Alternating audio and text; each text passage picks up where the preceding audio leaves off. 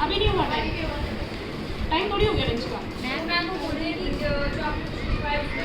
हाँ, minerals first लिखेंगे minerals, दूसरा लिखेंगे ओर्स, तीसरा लिखेंगे गैंग, तीसरा क्या लिखेंगे गैंग। लिख दिया। देखिए मिनरल्स क्या होते हैं। देखिए मिनरल्स का मतलब ये होता है कि जो मेटल हमारी अर्थ क्रस्ट में पाया जाता है प्योर फॉर्म में नहीं है, पहले हम उसकी रिफाइनिंग करेंगे जो इसकी ओरिजिनल फॉर्म होती है, जिस रूप में ये पाया जाता है, कहाँ पे पाया जाता है अर्थ क्रस्ट में, तो वो क्या होगा मिनरल। तो इसके आगे आप लिखेंगे metal present on earth crust, metal present on earth crust, लिख दिया। दूसरे में लिखेंगे ओर, ओर का मतलब क्या होता है लिखिए इसमें, mineral from which metal can be extracted, metal can be extracted। और इसके एग्जाम्पल लिखेंगे आप ऑक्साइड ओर, एक बार ध्यान से समझिए, ऑक्साइड ओर, सल्फाइड ओर, ऑक्साइड ओर और सल्फाइड ओर, और भी बहुत सारे हो सकते हैं। एक बार फिर से समझिए। देखिए मेटलर्जी का मतलब क्या है, किसी भी मेटल को प्योर फॉर्म में ऑब्टेन करना। तो ऐसा तो नहीं है ना जैसे मान लीजिए गोल्ड है तो अपनी ज्वेलर्स की शॉप पे होता है, तो वैसा ही गोल्ड आपको ऐसे अर्थ पे पड़ा हुआ मिल जाएगा तो आप तो यूज कर लेंगे उसे। वो किस फॉर्म में पाया जाता है, तो सबसे पहले वो किसकी फॉर्म में पाया जाता है, मिनरल्स के फॉर्म में। मिनरल्स वो होते हैं जो कि अर्थ क्रस्ट पे पाए जाते हैं, ठीक है, समझ में आ गई। अब वो मिनरल्स जिनसे कि क्या निकलता है, मेटल निकलता है, उन्हें आप क्या कहेंगे, ओर्स। यहाँ तक बात समझ में आ गई। वो मिनरल्स जिनसे कि क्या निकलेगा, मेटल निकलेगा, उन्हें आप क्या कहेंगे, ओर्स, ठीक है। ओर्स के एग्जाम्पल क्या क्या हो सकते हैं,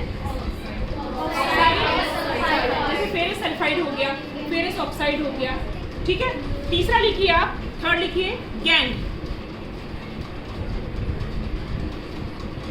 और गैंग के आगे लिखेंगे ores with impurities, ores with impurities.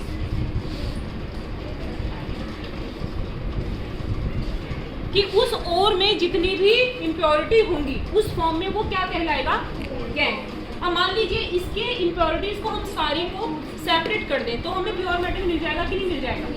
बात समझ में आई कि नहीं आई। तो सबसे पहले जब भी आप मेटलर्जी को स्टडी करेंगे सबसे पहले 3 पॉइंट पढ़ेंगे आप मिनरल्स, कि मिनरल्स डायरेक्टली किस पे पाए जाते हैं, अर्थ क्रस्ट। ओर्स, जिन मिनरल से हमें क्या मिलता है, मेटल मिलता है।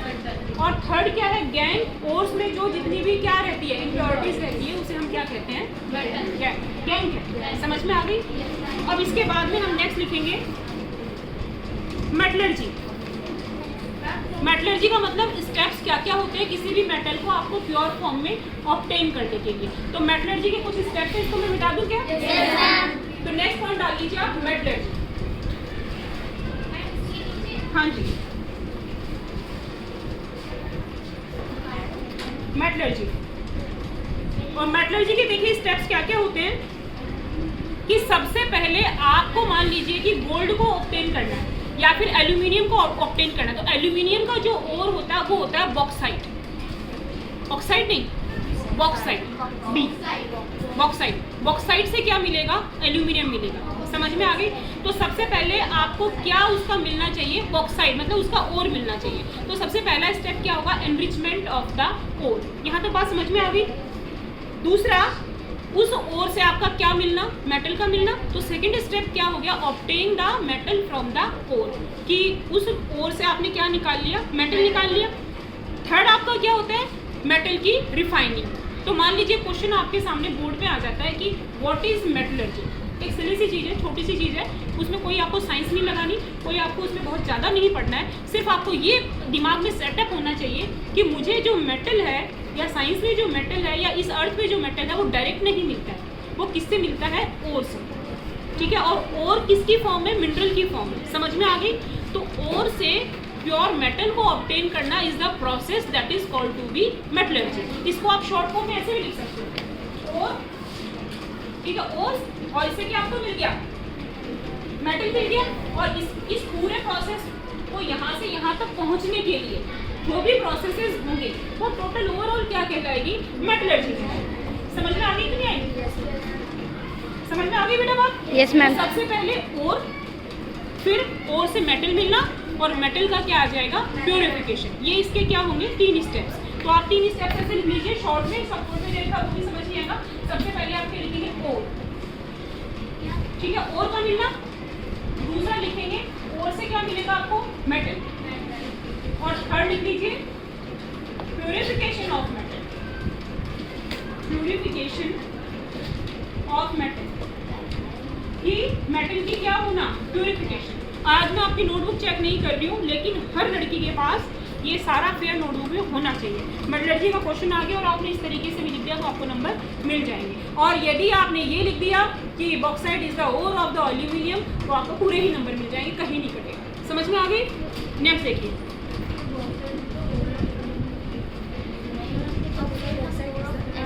एल्यूमिनियम का ओर जो होता है वो बॉक्साइट होता है, ठीक है।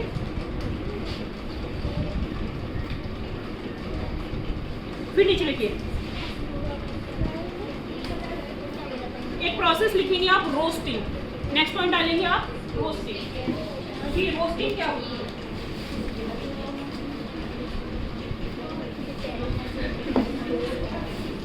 रोस्ट करना, वही जो आप जान रहे हो कि क्या करना, रोस्ट करना। अभी आप घर पे किसको रोस्ट करते हो, चिप्स को, पैटीज को करते हो ना रोस्ट, मैंने रोस्ट कर लिया। तो रोस्ट का मतलब पता है क्या होता है कि आप फ्राई नहीं कर रहे हो, एयर में ही उसको क्या कर रहे हो, पका रहे हो। वही तो होती है ना रोस्टिंग, हम कहते हैं ना रोस्टेड चीजें खानी चाहिए। वही है कि मेटल को क्या करना, गर्म करना in the presence of the air, that is the roasting. लिख लीजिए, यही लिखना है हमें, heating of metal.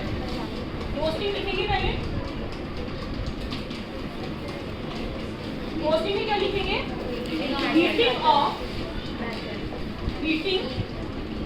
Of metal in presence of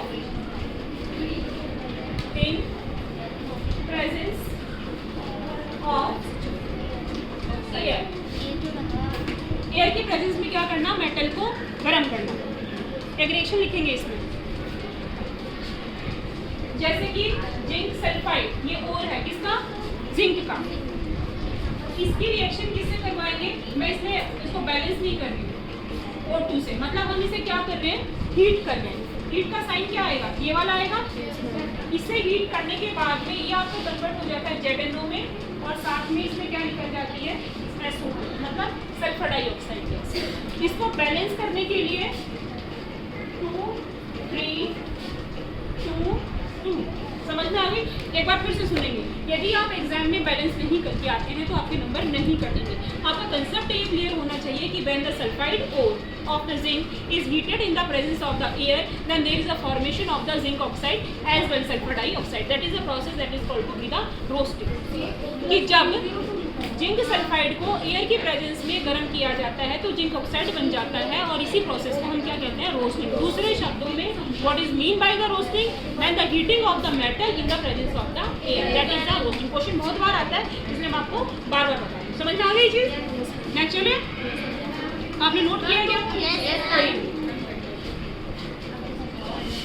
next process लिखेंगे कैल्सिनेशन।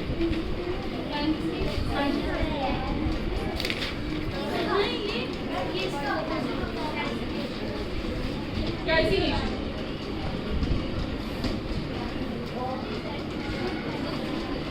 कैल्सिनेशन में लिखेंगे when the metal is heated with limited supply of the air। मतलब रोस्टिंग में क्या होगा, एयर की लिमिट नहीं होगी, समझ में आ गई? और इसमें क्या होगा, limited supply of the air होगी, तो वो आपका क्या कहलाएगा, कैल्सिनेशन। ठीक है, यही दोनों पॉइंट साथ हैं। Air, limited supply of the air,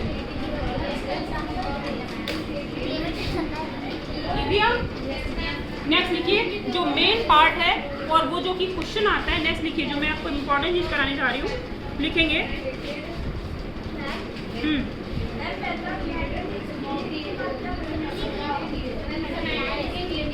next topic डालेंगे इलेक्ट्रोलाइटिक रिफाइनिंग, और इसे ध्यान से सुनेंगे आप। इलेक्ट्रोलाइटिक रिफाइनिंग की क्या होती है? अब देखिए, मुझे बात बताइए कि आप गोल्ड स्मिथ के पास जाते हैं, सुनार के पास, वो चांदी गंदी सी दे देते हैं और चांदी चमकने लगती है, ऐसा होता है कि नहीं? Yes ma'am. तो वो क्या करता है? इलेक्ट्रोलाइटिक मेथड यूज करता है, जिससे कि उसकी क्या हो जाती है? डर्ट हट जाती है। तो इसी तरीके से इलेक्ट्रोलाइटिक मेथड क्या होता है एक बार सिर्फ बोर्ड पे देखेंगे और साथ साथ में आप बनाते भी जाएंगे। तो सबसे पहले हमने यहाँ पर क्या लिया है? एक एपरेटस लिया, ले लिया आपने? एक एपरेटस लिया है, इसमें एक हमने बनाया एनोड और एक हमने बनाया कैथोड। तो ये वाला हम लिखेंगे कैथोड, बस आपको ये डायग्राम ही याद करना है इसमें, और इसे हम क्या लिखेंगे? एनोड। लिख दिया? ठीक है। जो आपका एनोड है वो क्या होगा? Impure copper. और जो आपका कैथोड है वो क्या होगा? Pure copper. एक बार फिर से देखेंगे, जो मैं आपको बताने जा रही हूँ, you are taking apparatus in this apparatus there is a cathode and the anode। जो कैथोड है वो हमेशा किसका बना हुआ रहता है? प्योर कॉपर का। और जो एनोड है वो किसका बना हुआ रहता है? यहाँ से क्वेश्चन आ जाता है कि एनोड इज इम्प्योर और प्योर, तो आप क्या करेंगे? Cathode is pure. ठीक है। फिर इसके बाद में इसका कनेक्शन हम किससे कर देते हैं? बैटरी से। किससे कर देते हैं बेटा? जो आपको बैटरी में हमेशा ये ध्यान रखना है, कैथोड की तरफ माइनस चार्ज आएगा और एनोड की तरफ कौन सा चार्ज आएगा? प्लस का। तो देखो ये वाला सिरा इसका प्लस से जुड़ा हुआ है ना, तो ये वाला कौन सा आएगा? प्लस, और ये वाला कौन सा आएगा? माइनस। माइनस को छोटा लिखते हैं, प्लस को कैसा लिखते हैं? बड़ा। यहाँ तक बात क्लियर हो गई? समझ में आ गई आपको? फिर इसके बाद में इसके अंदर जो सोल्यूशन भरा हुआ रहता है वो किसका भरा हुआ रहता है? CuSO4 का। ये किसका सोल्यूशन है? Copper sulphate. किसका सोल्यूशन है? Copper sulphate. अब क्या होगा? प्रोसेस शुरू हो जाएगा। प्रोसेस शुरू होने के बाद में करंट फ्लो होगी, ठीक है? करंट फ्लो होगी, और करंट फ्लो होगी तो उससे क्या होगा? जितना भी इम्प्योरिटीज है किसकी, और आपको ये जो जितनी भी इम्प्योरिटीज है किसकी? कॉपर की, वो बेहतर के सारी की सारी किसमें चली जाएंगी? यहाँ पे चली जाएगी। और यहाँ पे कौन सी फॉर्म कॉपर की रह जाएगी? प्योर। बात समझ में आएगी नहीं? एक बार ध्यान से सुनिएगा आप मेरी बात को। First of all